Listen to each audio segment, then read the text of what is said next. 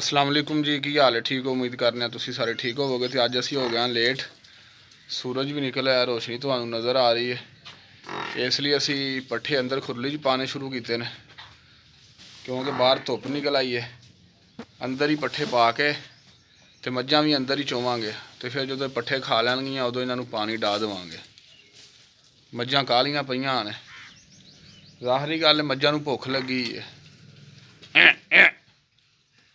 सबर रखो, सबर सबर रखो। कूल मैल पट्ठे पा रहा, पट्ठे कुतर लैने असी ते बकरियां नू भी पट्ठे पा दिते ने।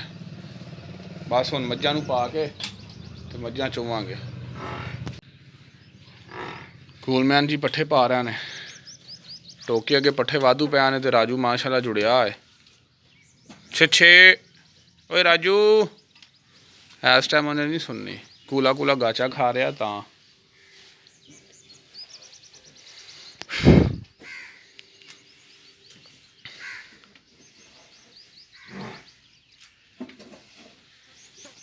की गल, सबर नहीं हुंदा हैं? मज्जो भुख बर्दाश्त किसी को भी नहीं होंदी हैं। पट्ठे पा लो ना, फिर बन्ने आ।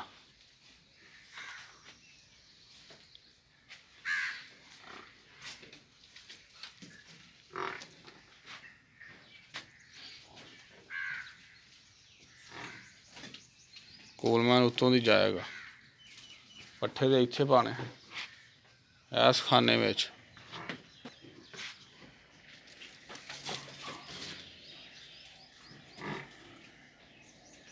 आ राजू ने मेंगना कीतियां जे, हत्थ मार दे ध्यान नाल, आराम नाल, आराम नाल। काले नहीं पैना प्यारे, ची ची तुसीं बड़ी करदे हो। ये राजू का मतलब काम खराब करन लग पिया।